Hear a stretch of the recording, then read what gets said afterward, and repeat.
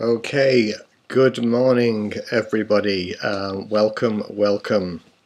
I think we have Christine, Elizabeth and Lynn who's watching all the way from Los Angeles. I'm not sure what time it is there, Lynn, probably about 2 or 3 in the morning, so thank you very much for joining us. I'm just going to let the harp music play for a moment or two.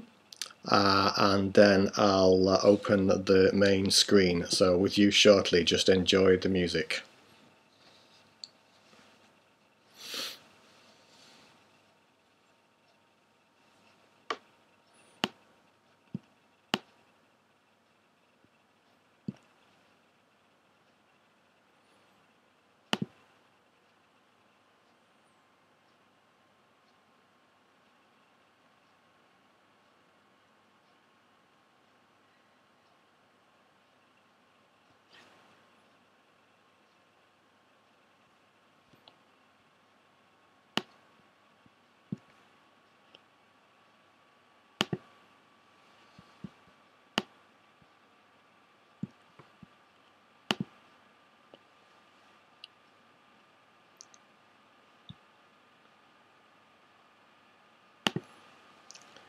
So hello.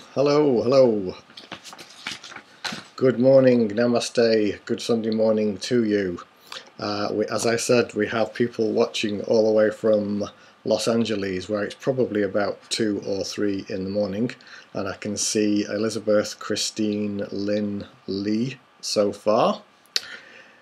Anyway, so yeah, sorry for having to reschedule this one. Sue and I were going to a performance of The Tempest, actually, Shakespeare play, at the local stately home, which we'd done booked in the diary a few months ago, and I hadn't realised that the two clashed until a few days ago. But anyway, it's very good. So welcome everybody, and thanks for joining this morning. So as you know, we're going to be looking at the letter from God, expanding on that, unpacking that a little bit further. But also I have a question from Dee, whose birthday it is today, by the way, so happy birthday, Dee. I know that she's on a family day, so she'll be watching probably later or in the next few days. But Dee's actually posed a question which I'd like to look at first before I go into the letter.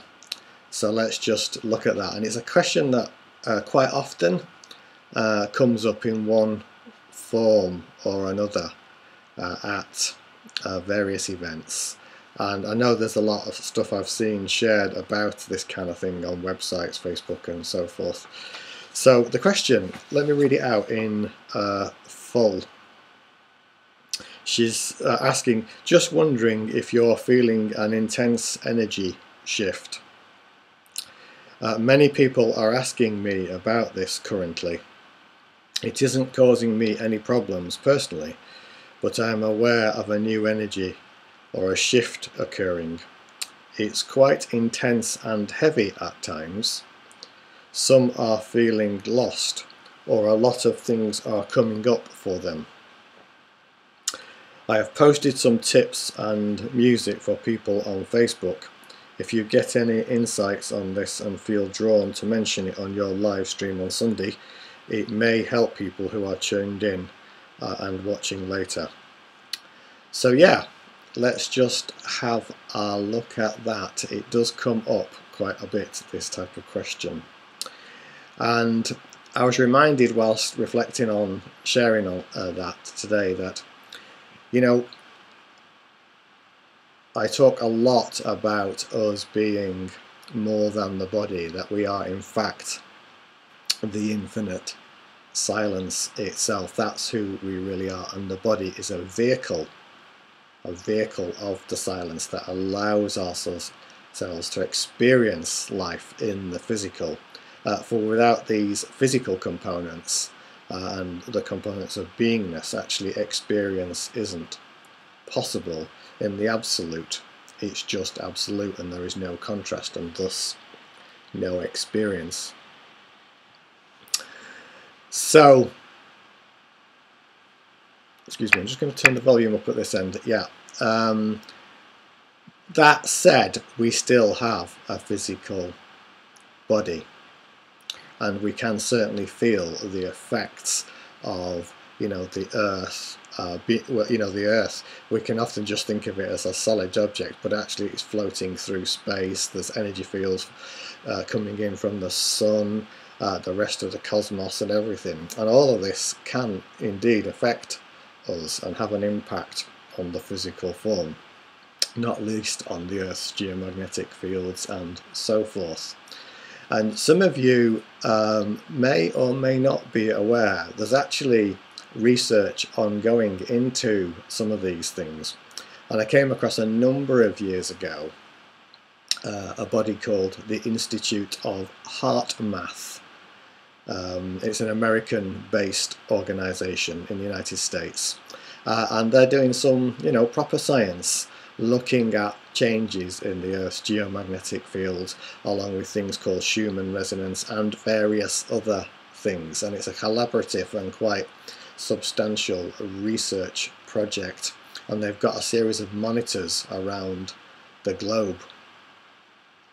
So if, at the end of the thing, hopefully if I remember, I will post you a link to this. But if you Google the Institute of Heart Math, Global Coherence Initiative, you will find some interesting stuff there talking about this research that's going on. And their focus is about the interaction between that and the human form, and particularly, as the name suggests, the heart. So yeah, that kind of relates to Dee's question and everything. The kind of one of the premises of the research is that everything is interconnected. So now, what is it then when we're sensing or feeling shifts going on in the body? Certainly this can and does happen, and there are times with the human collective consciousness where there's points of great focus. They've known this phenomenon for some years. So for instance, if there's some worldwide catastrophe that many people hear about, these things can be picked up by these monitoring stations. All of it is energetic, all of it is being noticed. For instance, something like the World Cup, which has just taken place, if there's again, you can see a collective focus taking place on one event. The same has been done, by the way, for mass meditations. So all of this is demonstrating the interconnectedness of things. So Dee was asking, did I notice an intense energy shift, or am I noting an energy shift? Well, actually, my take on that and insight on that is that the consciousness of the planet is really probably shifting more quickly now, you could argue, than perhaps at any point in the past. And I think one of the reasons for that is the interconnectedness that's created by such things as we're using now, the internet, and information on consciousness and more effective ways to live is spreading around the globe much more effectively, and more people are interested in that. You only have to go back not that many years and you probably wouldn't find that many people who were focused on these things, and yet now many people, a lot more people than even 10 years ago, are focusing on consciousness and the shift in consciousness and what's possible there. All of this is creating a shift in consciousness. So what is it that people are picking up? Well, there's a collective shift unfolding, but perhaps more important is what is it that you can manage. Now, Dee talks about an intensity, and if energy is feeling intense, strong, very, very powerful in you, depending on how that's manifesting, that's usually an indication of some kind of adjustment that's taking place in your body vehicle. Your body is a denser vehicle. You are the infinite silence. And if you're feeling an intense energy in the body, then that can indicate, it's a little bit like an electrical circuit, some resistance in you. You know, for instance, if you're getting intense heat, this can indicate some kind of resistance. And the most effective approach with any shift is simply to trust and know that you are the infinite silence itself, and that everything in the physical domain, whether it be energy shifts, subtle things, are all being witnessed and observed. You aren't the intensity, in other words. You are the witness to it. And if you take your attention away from the idea of intensity and just become what I call the silent witness, trusting and knowing that you are the silence, then you can allow these shifts to unfold and the body, so to speak, to catch up. The consciousness shift or the awareness deepens first, and then the body vehicle has to catch up to that so that it can, if you like, anchor this new vibration, this new level of consciousness. In fact, I'm going to be talking about the interaction between energy consciousness and the fact that they're two sides of the same coin when I get on to the letter. One of the ones that I've heard of referred to a lot that happens in August, I happen to know this one in particular because it just happens to coincide with the wedding anniversary of my wife and I. It's the 8th of August, and people talk about something called the Lion's Gate portal. Now, I don't pretend to know a lot about these things. It's not something that I've focused on a lot in the past, because the reason for that is very simple. What I am in control of is who I trust and know that I really am. And my focus, therefore, is always on I am the silence. And it's the opening to that possibility that reveals that to be your truth.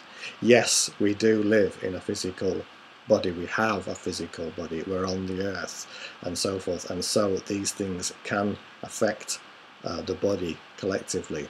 But if you keep your attention rested in and as the silence, then these shifts are not going to be so troublesome for you. If resistance or intensity comes up or heaviness comes up, know that you're not the intensity. You're not the heaviness. If there's people, do you also talk to people feeling lost? Who is it that is the one that is lost then? That isn't who you really are. Certainly that sensation experientially in the body may well be there. But know that you're not the one that's lost. The only one that could conceivably perceive itself to be lost is ego, and you're not that. So the key thing is, if that sense of lostness is there, is to know that that in itself is being witnessed and observed from the silence, and accept it and embrace it from the heart space, because that's connected to the silence. And what you'll find is that it just simply, by this witnessing from the silence, melts. It will drift away. It's an indication, by the way, this lostness feeling of a shift in consciousness taking place. It's a dropping of your what's called your perceptual markers. It was a phrase I came across a few years ago. Your perceptual markers are changing. And in the silence, actually, there are none other than you are, in fact, the silence. So if we trust in this deeper essence that we are, then all these shifts that are taking place you know, in the energy fields in us and around us aren't going to be so troublesome. You just can act as and remain as the silent witness and let it all happen. Let it all happen. I'll just see if there's any other comments that, yeah, Dee also mentions some are feeling lost and a lot of things are coming up for them. That is common as a shift in awareness is taking place. It's like your body is got an energetic memory, and if you've been carrying on and hanging on to old beliefs, old patterns, old traumas, and we've all experienced that for sure, then it's almost like you're being jet washed from within, being cleansed, if you like, from within. And the key thing is not to take these things that are coming up, this maybe emotional or energetic baggage, as yours. It's not. It may not feel great. It may feel crap, in fact. But it too is being observed or witnessed. And if you remain as the silent witness, a miracle happens. The energy will transform and transmute without any effort on your part. It's all about trusting that you are the silence. This stuff is not yours. It's not here to challenge you. It's here to be released. Looked at in this way, like it's an invitation home to your truth. Now that's a much nicer and much more effective and actually much truer way to look at it. An invitation to release it. So I trust all that's making sense. Remain as the silent witness. That's the key advice. Just looking at Lee's comment here. Yeah, this makes so much sense. What I've been experiencing this week feels had a massive shift consciously in the last 3 weeks. This week my body brought up lots of old beliefs to be let go of. Yeah, exactly that, Lee. That will and does happen. The key for you is to trust and remain as the silent witness. So I think I'll probably call it quits on that bit for now, unless anybody wants to ask any questions about that. Just remain and trust in the silence, and the trusting becomes the knowing.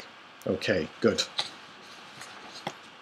So now I'm going to move on to the letter from Lynn. Everybody seems to be managing okay. I suspect therefore that there may be something with your sound. If you got your sound turned on, I'm assuming everybody else can hear me okay. Perhaps you could just confirm. Lynn can't seem to hear. I think I'd check your sound, Lynn. So I'll just see if anybody else is having any problems with sound.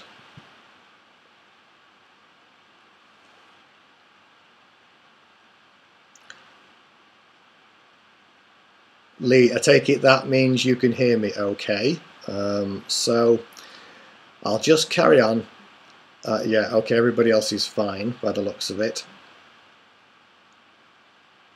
Yeah, so it does sound like it's your sound, Lynn, that needs to be sorted.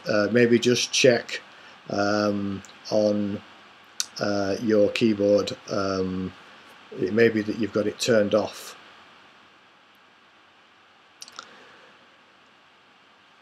In fact, I'll probably write that because you can't hear me. Just bear me a moment, folks.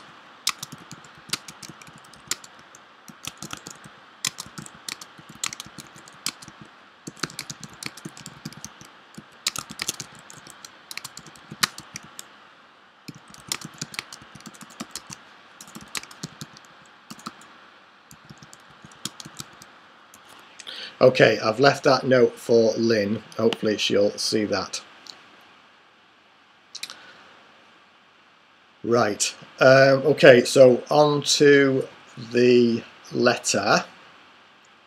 Actually, that question is very pertinent to the first part. I said that I'd split the letter into, I think it was 14 major sections, and we looked at the first 3 last time. And I'm going to look at perhaps parts 4 and 5, depending on how quickly that goes. I may look at part 6 as well. Parts 4 and 5, interestingly, with what we've just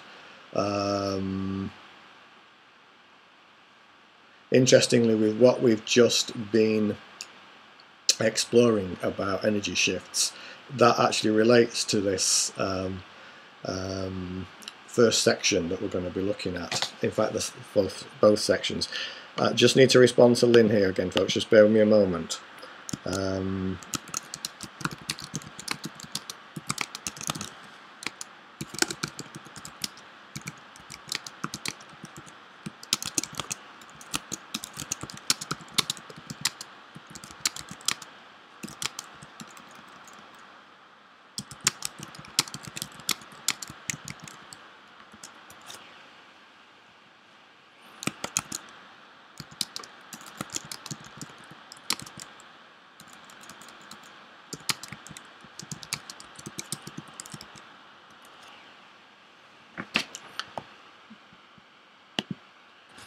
Okay, sorry about that. I need to press on. I'm hoping Lynn can get it sorted, whatever is happening for her. Sounds like everybody else is okay. What I'm going to suggest for the reading of the letter is to guide you into the meditation now. So if you want to get yourselves comfortable, maybe lie down or just sitting down, closing your eyes, just relaxing.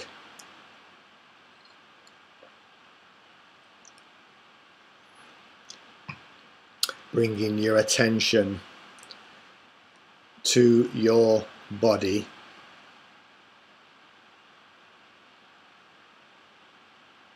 That's great, Lynn, by the way. So we're just going into the meditation. So just focusing your attention now on your body and being open from your heart to the experience of spheres of light, the pure, universal I am, the pure beingness. Just resting your attention there. And as your attention rests on this spheres of light, this beingness, this I amness, know that it too is seen or witnessed from the deeper essence that is infinite.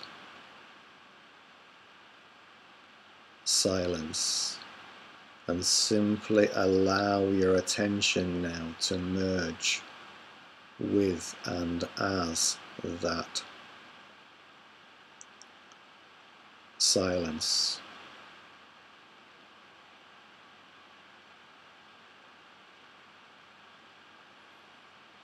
Totally melting into and as the silence.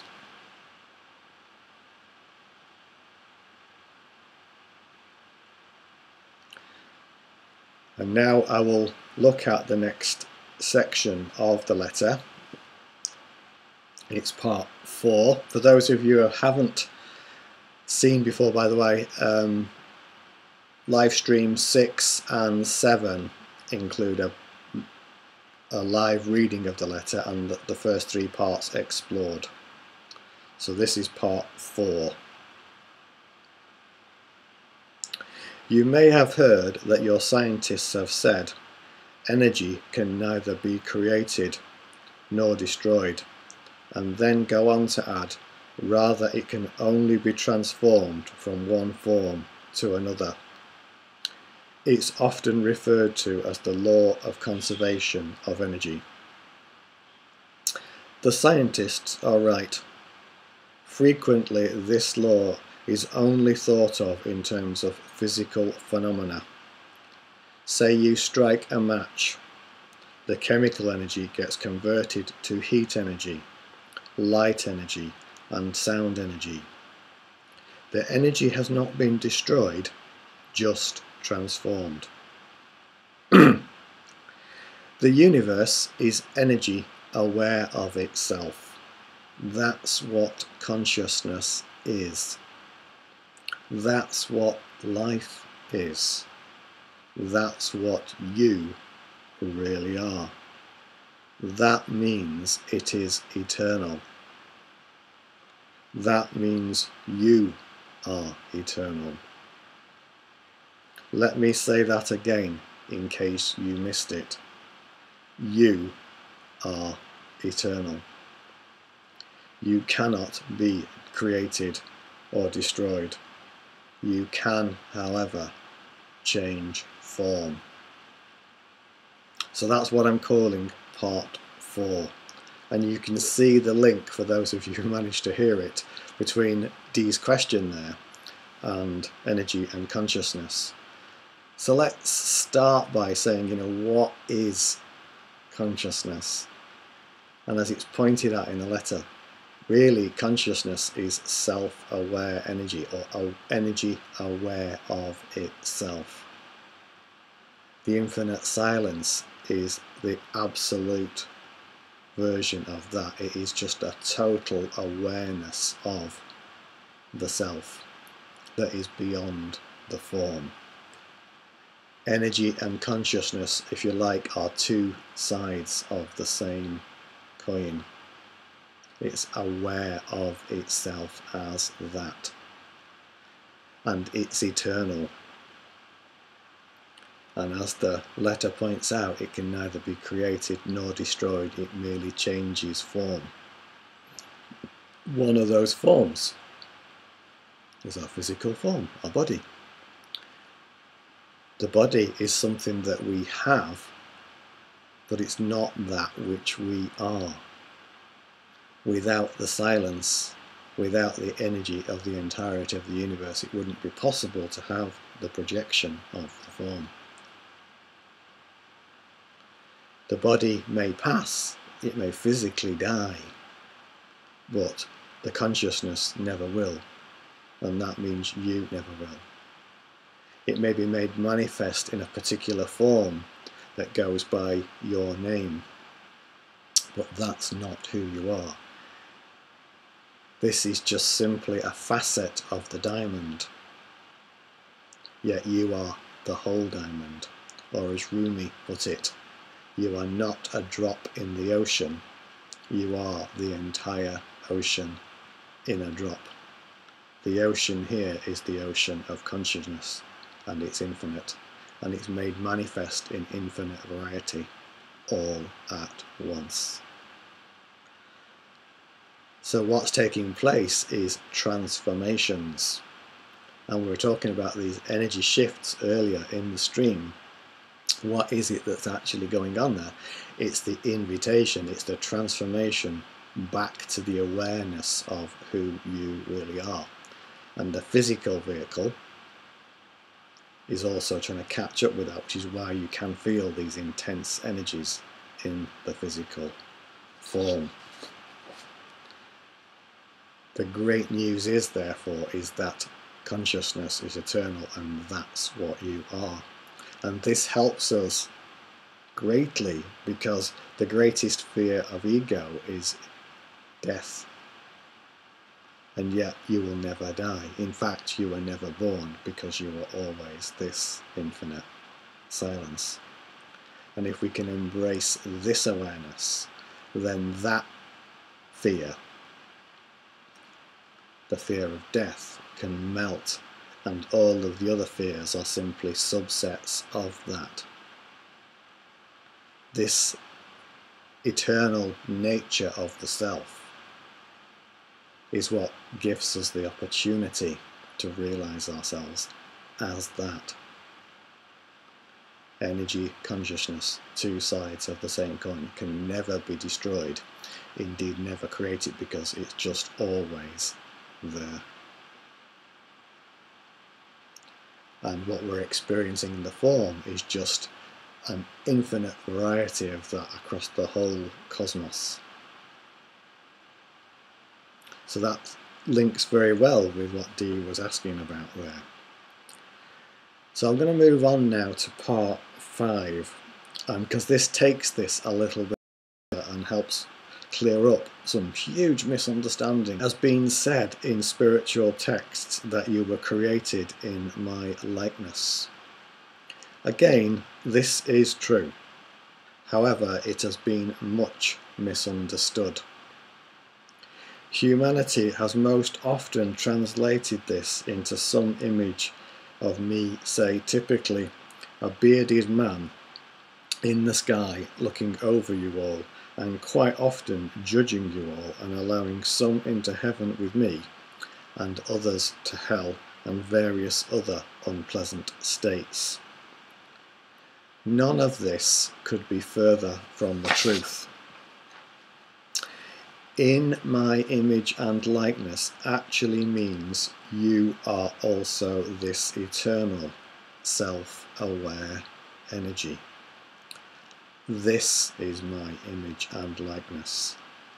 I, as in the infinite I, am eternal, formless, timeless, infinite, silence.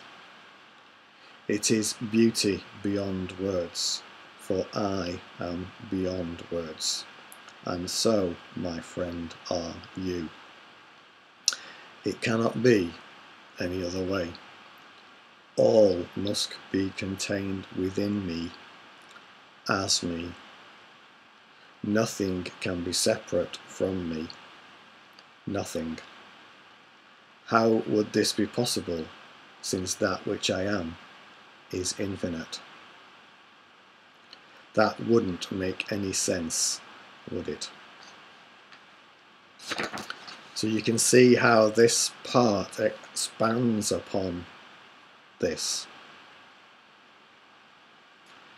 What actually has happened is that humanity has created God in its own image, when actually it's the other way around. We are the eternal, the timeless, formless, infinite, silence. That is the image and likeness, the self-aware energy of consciousness, and it's infinite. And if it's infinite, how can there be anything outside of that? That just does not make sense, even to the cognitive processes of the brain. That would not make any sense whatsoever. And therefore, why would that infinite consciousness, infinite self, create this projection and then judge parts of it as somehow unworthy? This just doesn't make any sense, and yet actually humanity embraces that idea of judgment as if it's a given, and it's not. Only separation consciousness, duality consciousness, allows judgment. The idea that something is separate from something else, and somehow one part of it is greater than another, doesn't make any sense if it's infinite. Judgment is an illusion. Separation is an illusion. There is nothing separate from anything else. All of it, as we've explored, is energy, self-aware energy. So all of these ideas, these concepts around judgment, around things like hell and stuff, they're just concepts, they're just ideas, just created from the ego mind space. that just simply aren't true. I should stress here, this isn't about believing anything that I happen to say that you may know as Philip. No, because truth is an experience, not a belief. Truth is an experience, not a belief. So I wouldn't add to your beliefs. Instead, I would invite you to look deeply into letting go of all that you think that you know that you are, to open to the experience of the self-aware, conscious energy that you are. That's what's going to create the miracle, the realization to allow that to emerge. It is so simple, because in truth you are already this, and you cannot not be this. And in fact, you have never not been it, and you never not will be it either. You will always be this infinite silence. And that's one reason why I refer to the realization of the self as life's greatest and simplest gift. Greatest because it is infinite, and there can be nothing greater than that. And simplest because we are already this. To the ego mind, this is mind-bogglingly simple, and it struggles with it. That's okay. But you're not that. Even that struggle, that mental process is being witnessed. There's something higher, something deeper, something permanent that's allowing all that to take place. And that's what you are. The uncreated, the undestroyable, the indestructible one, the infinite silence itself. And thus, as the realization emerges in the form, then one can have the form, live the beauty of the life and the gift of the life in the form, yet in the permanent knowingness that one is the silence. This is the great beauty, this is the great gift. I'm just looking now just to see whether to go any further. Yeah, I think I will just look at section 6 as well. So the letter goes on. Yet you continue to believe in the myth, in fear of me, when I have only love for you. Why would there be judgment if there is no separation? It would mean I was judging myself. An idea that is so ridiculous, it is simply untrue. So really I've touched on that bit already. We can see the ridiculousness of the idea of judgment if all is contained within the infinite. It just doesn't add up. And it really is this simple. You know, I think it was Osho that said you have been judged worthy of life. Life has given birth to life. It has created its many and varied expressions, and all of it from this one source, and all of it returns to that one source. Indeed, all of it is always that one source. There's nothing to judge because there's no separation. The perfection is the silence, made manifest in infinite variety, and therein lies the beauty.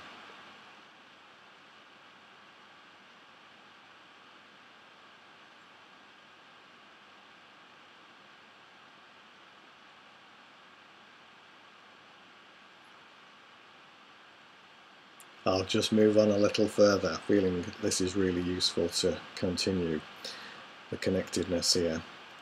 Since my very essence is infinite, every facet of my expression in you is automatically connected to every other facet.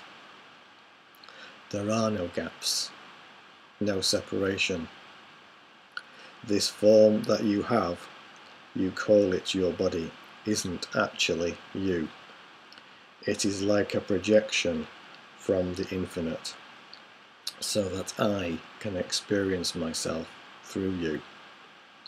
This is done in infinite variety.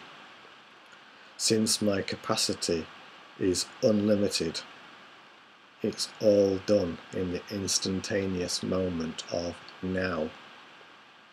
All of it, here, now. From the perspective of mind, small m, this feels impossible to grasp. From the perspective of the infinite, it makes perfect sense. Your heart knows this already, and this is a heart-to-heart, after all. So you can see here how this naturally flows into what I've already been sharing. This no gap, no separation means that, is it an old Zen saying that the wings of the butterfly flap and the world changes? It's like that. The smallest change affects every other change, and yet all of the change is happening now. And yet, actually, the constance of it is the silence itself. It's created this projection, a bit like the holodeck on Star Trek. It looks and feels very real, and it's great, it's a great gift. But that's not who you are. You are the unchanging one, the infinite one. Every facet of the self is connected to every other facet, sometimes referred to as the holographic universe. And even bits of science are beginning to see nature this way, the holographic nature. And the nature of the hologram is that one part of the hologram contains all of the other elements of the rest of the hologram. If you shine a light through a holographic plate and get an image, if you cut the plate in half and shine the light through half of it, you still get the same image, and keep on going that way. This is a metaphor for the nature of the self. You are not a drop in the ocean, you are the entire ocean in a drop.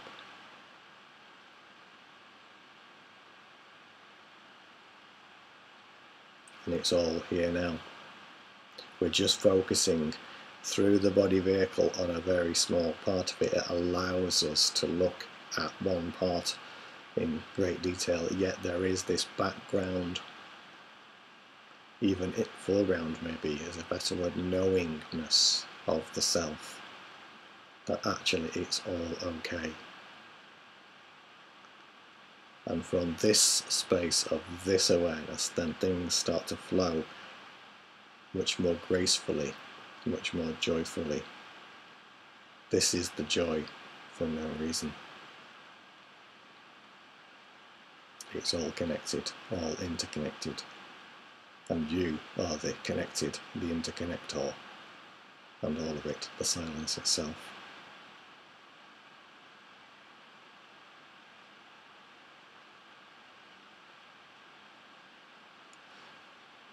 So simple.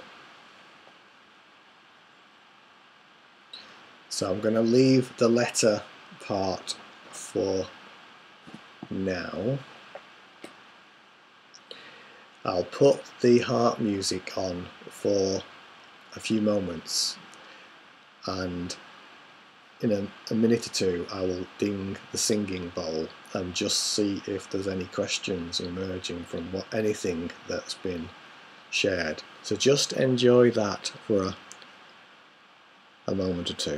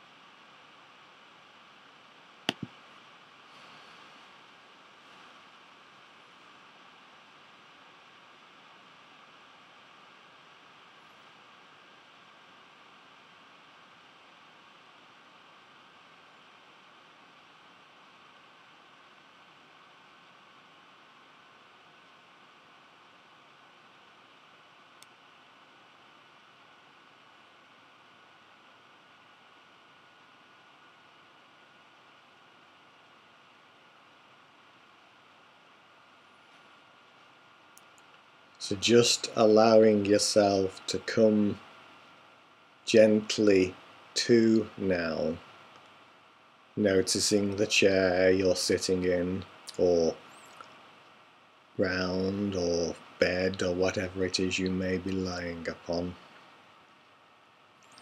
Just feeling your body. And I'll just sound the singing bowl.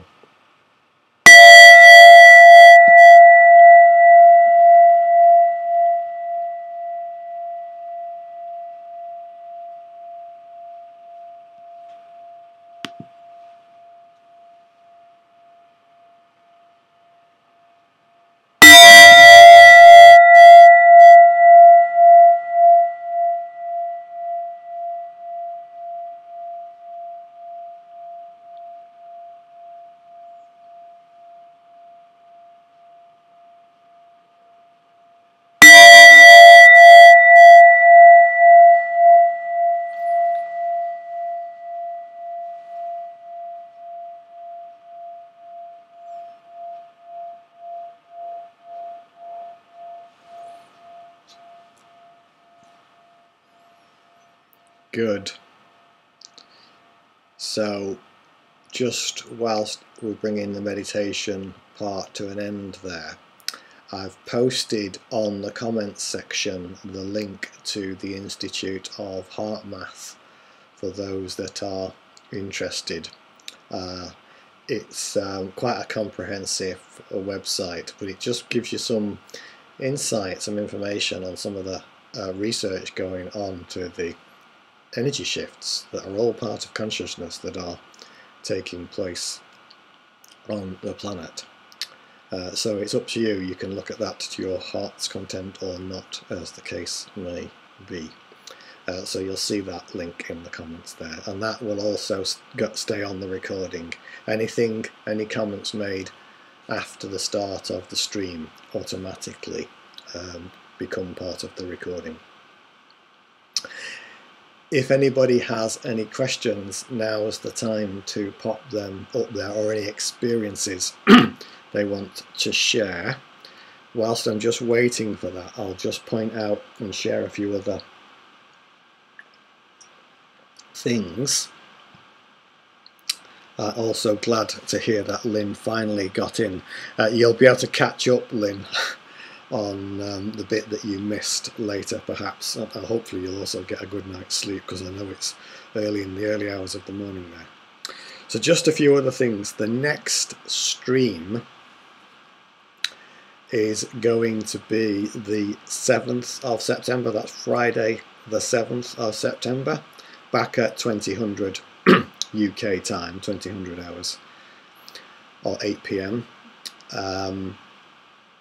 The next one after that, normally these are 2 weekly, but because again of another family commitment, I've rescheduled the one after the 7th for the 14th of September, which is also a Friday, again at 2000 hours. So there's only a week gap between those two. There'll be obviously others after that, and my intention will be to go back to a 2 weekly gap. So that will probably mean the one after the 14th will be the 28th, but I'll confirm that in due course. You may notice, I think it'll appear on the video afterwards the stream has gone out. I can't see it here live unless it is. In the bottom right corner you'll see like a little golden egg or flame with the word subscribe below it. That's something that YouTube allows you to put on the videos. It allows you to automatically subscribe to the streams and comment and take part. So if you're watching this afterwards, you can look out for that. I mentioned earlier the prior streams covering the letter were numbers 6 and 7. This one's number 8. Next one's obviously number 9. For those of you living near Manchester, I'm at the monastery on the 2nd of September, leading the opening meditation from 11 till 11:30 AM, and also doing a session I think it's the new learning space from 12:15 to 13:15, an hour long meditation. So look out for that. You're welcome to come along. I'll look at the comments in a moment, guys. Also, you might like to look at the website. There's been some interesting recent posts from either some insights or questions that have emerged. One was from somebody I met at the monastery recently, and it led to a post called "On the Edge of Silence" in response to his question. That is a very important question because it was very, very profound experience that he had, and the insights there are very pertinent to the realization. So I recommend you look at that one, "On the Edge of Silence," on the blog. There's also one I've shared very recently called "Compelling Compassion," and this is something that emerges naturally once the realization has flowered. So this talks about that. That's also on the blog. And also another one that's fairly recent, some of you may not have seen, called "All I Truly Know Is Silence." So have a look out for those. And there's some upcoming ones. I often get impulses or one-liners to write things about, and so there's two coming up which are not written up yet. One is called "In the Beginning Was the End," the Alpha and the Omega, in other words. I'll be writing about that soon. And another one, very interesting title, kind of enigmatic really, "Living Feathers." I'll let you reflect on that one, "Living Feathers." Let's just have a look at Christine's comment here. She had a dream early this morning where there was a doorway and a small corridor that I had to walk through to reach the other end. But first I had to walk through a mass of golden energy. That sounds very nice, Christine. For me, that sounds like an invitation to the self, to home. The golden energy, you know, in the Hindu tradition, we talk about Hiranya Garbha. I'm not sure the exact pronunciation, that the golden egg of creation, which is the same as spheres of light, the pure sense I am, this pure beingness. That is the firstborn of the infinite silence. So my feeling is that your dream is connected with that, Christine, if that makes any resonance with you. It's ultimately, it'll be your own feeling, but all things are pointing us back home. What does Lee say? Thank you, I feel more centered in my true self. Had so many defeating thoughts coming up this week. Feel strengthened by this. Thanks. Yeah, great, Lee. You know, when we're centered in and as our truth, you know, there may still be some things going on energetically, even some thought energy cropping up, but if you're just trusting and knowing that you are the silence, then these passing clouds that we call thoughts or energetic sensations, they're not going to have the control over you any longer, because you can trust, and the trust becomes the knowing that you are the silence. So thanks for taking part, Lee, and I'm glad it's been beneficial for you. Just see if there's anything else anybody wants to ask or share.